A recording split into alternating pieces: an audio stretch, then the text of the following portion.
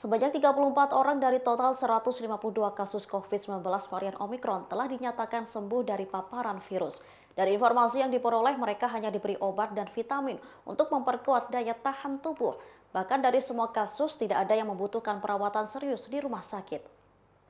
Dikutip dari tribunnews.com, hal tersebut disampaikan oleh Menteri Kesehatan Budi Gunadi Sadikin secara virtual saat konferensi pers pada Senin 3 Januari 2022. Budi menyebut dari 152 orang yang terpapar, setengahnya tanpa gejala dan setengahnya lagi sakit ringan.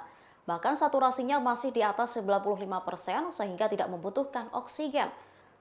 Melalui data yang ada, kasus Omikron di Indonesia masih didominasi dari para pelaku perjalanan internasional yang berasal dari negara Turki, Arab Saudi, Uni Emirat Arab, dan Amerika Serikat. Untuk itu, pihaknya mengimbau masyarakat untuk sementara waktu tidak melakukan perjalanan ke luar negeri, terutama mengunjungi kelima negara tersebut. Diketahui dari total 152 kasus Omikron di Indonesia, 146 pasien merupakan kasus impor dan 6 pasien lainnya adalah kasus transmisi lokal. Menyusul terus bertambahnya kasus Omikron di Indonesia, pemerintah saat ini telah melakukan upaya antisipasi. Salah satunya yakni memperkuat fasilitas pelayanan kesehatan, termasuk aspek penunjang seperti SDM kesehatan, farmasi, dan alat kesehatan. Pemerintah melalui Kementerian Kesehatan juga telah mendistribusikan kurang lebih 16.000 oksigen konsentrator atau setara 800 ton per hari ke berbagai rumah sakit yang ada di Indonesia. Dijelaskan Menkes, saat ini pemerintah juga sudah menerima dan sedang memasang 31 oksigen generator. Selain itu, pemerintah juga telah menyiapkan stok obat bagi pasien COVID-19 dan siap didistribusikan.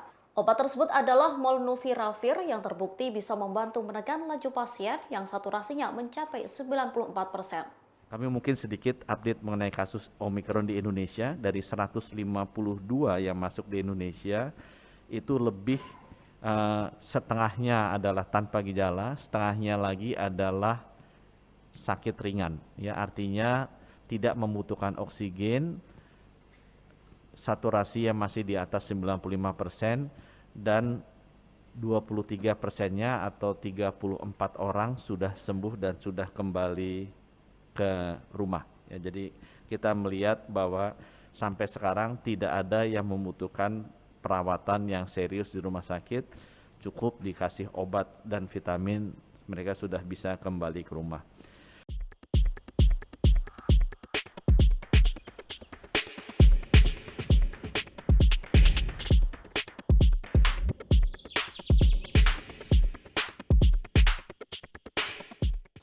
Demikian informasi kali ini, nantikan informasi terbaru lainnya hanya di kanal YouTube Tribunnews.